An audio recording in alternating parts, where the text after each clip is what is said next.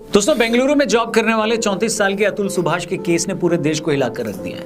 मुझे याद नहीं आता लास्ट टाइम किसी एक मामले पर लोगों को इतना गुस्सा और लोगों का इतना इमोशन एक साथ मैंने कब देखा था। पूरे सोशल मीडिया पर इस मामले पर ओपिनियन और इमोशन की बाढ़ आ रखी है।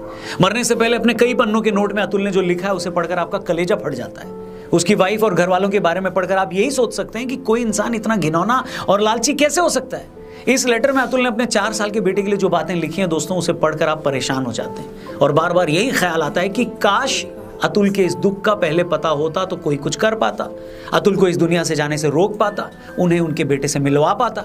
लेकिन ये सारी बातें अब सिर्फ काश ही होकर रह गई हैं। मैं ये नहीं चाहता कि इस वीडियो को हम सिर्फ एक इमोशनल अपील बनाकर छोड़ दें। मेरी कोशिश है कि अतुल ने अगर अपनी लाइफ का सैक्रिफाइस दिया है तो उसे हम वेस्ट न जाने दें, ताकि उन जैसे और केस न हो पाए। तो इससे पहले कि मैं इस बात पर आऊं कि अतुल सुभाष के केस में क्या गलत हुआ और क्या कुछ ठीक किया जा सकता था, एक बार पहले ये जान लें कि मामला क्या है।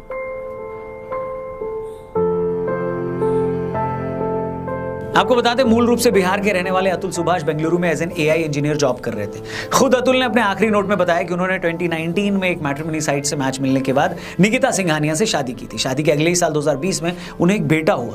अतुल ने अपने नोट में लिखा है कि उनकी पत्नी हर पूजा या शादी पर 6 साड़ियां और एक गोल्ड सेट की डिमांड करती थी। इन सालों में उन्होंने अपने ससुराल वालों को भी उनके बिजनेस के लिए 20 लाख रुपए से ऊपर दिए थे। अतुल ने कहा कि मेरी वाइफ और उनके घर वालों की पैसे की डिमांड लगातार बढ़ रही थी। 2021 में जब उन लोगों को पैसे देने मैंने बंद किए तो मेरी पत्नी हमारे 1.5 साल के बेटे को लेकर घर छोड़कर चली गई। अतुल ने इसके बाद जब अपनी पत्नी से तलाक मांगा तो उसकी वाइफ ने दहेज समेत अलग अलग सेक्शन में अतुल पर 9 केस दर्ज करा दिए। अतुल की वाइफ ने जानबूझकर उन्हें परेशान करने के लिए सारे केस यूपी के जौनपुर में दर्ज करा दिए, जबकि वो खुद भी जौनपुर में नहीं रहती थी। अतुल को पिछले 2 सालों में 50 बार से ज्यादा बार जौनपुर आना पड़ा। पहले उनकी पत्नी ने अतुल से उनके बच्चे के लिए 40,000 के मेंटेनेंस की डिमांड की और अपने लिए 1 करोड़ रुपए हर्जाना मांगा। जब अतुल 40,000 देने के लिए रेडी हो गए तो अतुल की बीवी ने हर्जाने की रकम बढ़ाकर 3 करोड़ कर दी। अतुल ने इस बात की शिकायत जब जज से की तो जज ने उल्टा अतुल को कहा कि तुम्हारे पास इतने पैसे होंगे तभी तो वो मांग रही है। मगर अब मैं जो आपको बताने जा रहा हूं उसे सुनकर आपके होश उड़ जाएंगे। अतुल ने कोर्ट में जज को जब यह बताया कि एनसीआरबी का डेटा बताता है कि दहेज के झूठे केसों के चलते कितने ही मर्द हर साल सुसाइड करते हैं, तो अतुल की बीवी या सास ने कहा कि ऐसा है तो तुम क्यों नहीं सुसाइड कर लेते। आखिरी सुनवाई के वक्त जब अतुल जौनपुर गए तो उन्हें देखकर उनकी सास ने कहा कि अरे तुम अभी जिंदा कैसे हो, हमें तो लगा कि तुमने सुसाइड कर ली होगी। इस पर अतुल सुभाष का जवाब था कि अगर मैं मर गया तो तुम्हारी पार्टी कैसे चलेगी। इस पर अतुल की सास ने कहा कि वो तो फिर भी चलेगी, तुम मर गए तो तुम्हारी प्रॉपर्टी तुम्हारी बीवी के नाम हो जाएगी, तुम्हारे माँ बाप के मरने के बाद उनकी प्रॉपर्टी भी तुम्हारी बीवी के ही नाम होगी, तुम्हारा खानदान सारी जिंदगी कोर्ट के चक्कर काटेगा। अतुल ने जज पर भी इल्जाम लगाया कि उन्होंने भी मुझसे 5 लाख रुपए की डिमांड की थी और जब मैंने वो पैसे नहीं दिए तो उन्होंने मेरी सुनवाई नहीं की। अपनी वाइफ के इसी टॉर्चर, पुलिस की मिली भगत और एक कथित करप्ट जज के चलते अतुल सुभाष ने 9 दिसंबर की रात अपनी जान दे दी। अपनी जान देने से पहले उन्होंने 40 पन्नों का एक नोट लिखा और 1-1.5 घंटे का वीडियो भी रिकॉर्ड किया। अतुल इस सिस्टम से इतने नाराज थे कि उन्होंने अपने नोट में यह तक लिख दिया कि मेरी अस्थियों को तब तक ना बहाया जाए जब तक कि मुझे इंसाफ नहीं मिल जाता, और अगर मुझे इंसाफ न मिल सके तो मेरी अस्थियों को कोर्ट के बाहर किसी गटर में बहा दिया जाए। कई पन्नों के अपने आखिरी नोट में अतुल ने ऐसी ऐसी बातें लिखी हैं जिसे पढ़कर आपका कलेजा फट जाएगा। क्या आप उस इंसान के दर्द का अंदाजा भी लगा सकते हैं जिसने अपनी बीवी और उसकी फैमिली को खुश करने के लिए सब कुछ किया, अपने साले तक के काम में मदद करी, अपने ससुराल को लाखों रुपए दिए, पत्नी की हर खुशी का ख्याल रखा। उस शरीफ आदमी को इतना मजबूर कर दिया गया कि उसने परेशान होकर अपनी ही जान दे दी। उसे 2 सालों से अपने बच्चे से नहीं मिलने दिया गया, उसके माँ बाप पर झूठे केस किए गए, वो भी तब जब आपने अपनी बीवी के लिए हर वो पॉसिबल चीज की जो आप कर सकते थे। मैं मानता हूं कि इस देश में औरतों के हक के लिए जो कानून बने हैं उसका अपना इतिहास है, उसकी जरूरत भी है, लेकिन क्वेश्चन ये है, सवाल ये है दोस्तों कि इन्हीं कानूनों का फायदा उठाकर कई महिलाएं सीधे साधे मर्दों को फंसा देती हैं, उन्हें अपनी जान देने के लिए मजबूर कर देती हैं। उन महिलाओं का क्या जिन मामलों में औरतें ये साबित नहीं कर पाती कि सच में उनके पति ने उनसे दहेज मांगा था या नहीं, तो क्या उन मामलों में औरतों को भी कभी सजा होती है? ना, बिल्कुल नहीं होती। ऐसे मामलों में आखिर ऐसा कोई कानून क्यों नहीं है जो ये तय कर सके कि बच्चों के मेंटेनेंस के लिए या अपने हर्जाने के लिए औरतें कितना पैसा मांग सकती हैं? अतुल के केस में ही ये कैसे डिसाइड हो गया कि निकिता को अपने 2 साल के बच्चे की परवरिश के लिए 40,000 रुपए महीना चाहिए? आखिर उसने कैसे तलाक के बदले 1 करोड़ के बजाय सीधे 3 करोड़ रुपए मांग लिए? ये तो दहेज कानूनों की आड़ में मर्दों के साथ लूटपाट है, डे लाइट रॉबरी। आखिर क्या रीजन है कि ऐसे केसेस में बच्चों की जॉइंट कस्टडी नहीं दी जाती?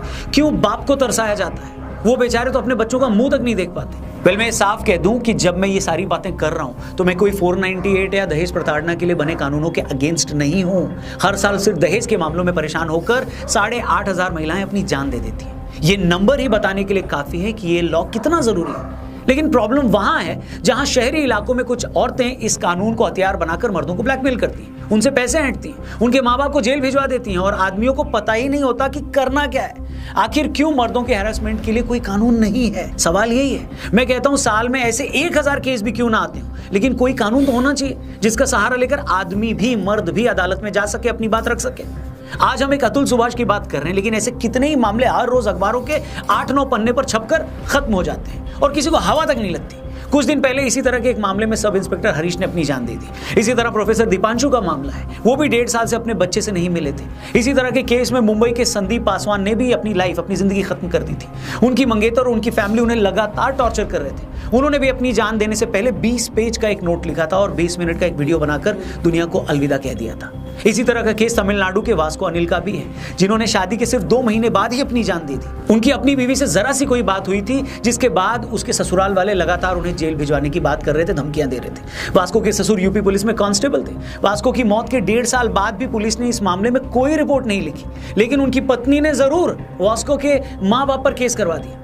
आप उन माँ बाप की हालत के बारे में सोच सकते हैं, जिन्होंने पहले अपना बेटा खोया और अब वो अपने आप को बेगुनाह साबित करने के लिए अदालतों के चक्कर काट रहे हैं। मैं पूछता हूं, अगर कानून की नजर में सब बराबर हैं, तो ऐसे झूठे केसों से खुद को बचाने के लिए मर्दों के पास क्या ऑप्शन है? ऐसे मामलों में कानून उनकी क्या मदद करता है? जवाब है कुछ नहीं। और आपको पता है ऐसे मामलों में एक सबसे खतरनाक ट्रेंड क्या है? कई औरतें जिनका शादी के बाद एक्स्ट्रा मैरिटल अफेयर होता है, जब उनके पतियों को इस बात का पता लगता है और वो ऑब्जेक्शन करते हैं, तो ऐसी औरतें सीधे अपने हस्बैंड को धमकी देती हैं कि अगर तुमने इस मामले को ज्यादा उछाला या किसी को बताया तो मैं तुम्हारे खिलाफ 498 का केस करवा दूंगी। दीपिका नारायण भारद्वाज डॉक्यूमेंट्री मेकर हैं और उनकी संस्था ऐसे मर्दों के हक के लिए लड़ाई लड़ती है। दीपिका ने अपने ट्विटर हैंडल पर बताया कि अतुल के केस के बाद उनके पास अब तक ऐसे हजारों मैसेजेस आ चुके हैं। ऐसे एक मैसेज में एक आदमी ने लिखा है कि मेरी वाइफ का किसी के साथ एक्स्ट्रा मैरिटल अफेयर चल रहा था और उसके साथ मेरी वाइफ के फिजिकल रिलेशन भी थे। एक बार मैंने मेरी वाइफ को उस आदमी के साथ रंगे हाथों पकड़ लिया। मैंने जब ये बात वाइफ के घर वालों को बताई तो उन्होंने लिटरली मुझसे भीख मांगी कि मैं उसे माफ कर दूं। उस आदमी ने कहा कि मेरी फैमिली की भी रेपुटेशन का सवाल था, तो मैंने उसे माफ कर दिया। लेकिन कुछ दिन बाद मैंने मेरी वाइफ को फिर से उस आदमी के साथ पकड़ लिया। इस बार जब मैंने उनकी फैमिली से शिकायत की तो मेरे ससुर जी ने कहा कि फिर क्या हो गया, एडजस्ट कर लो। इसके बाद मैं तलाक लेने कोर्ट गया तो मेरी वाइफ ने मुझ पर 9 झूठे केस करवा दिए और आज मेरी जिंदगी नर्क हो रखी है। अब क्या कोई कानून का एक्सपर्ट मुझे बताएगा कि ऐसे मामलों में एक मर्द करे तो करे क्या? एक तो उसके साथ धोखा हो रहा है, उसका भरोसा तोड़ा गया और सामने वाले ने जब इसकी शिकायत करी तो उल्टा उस पर ही केस कर दिया गया।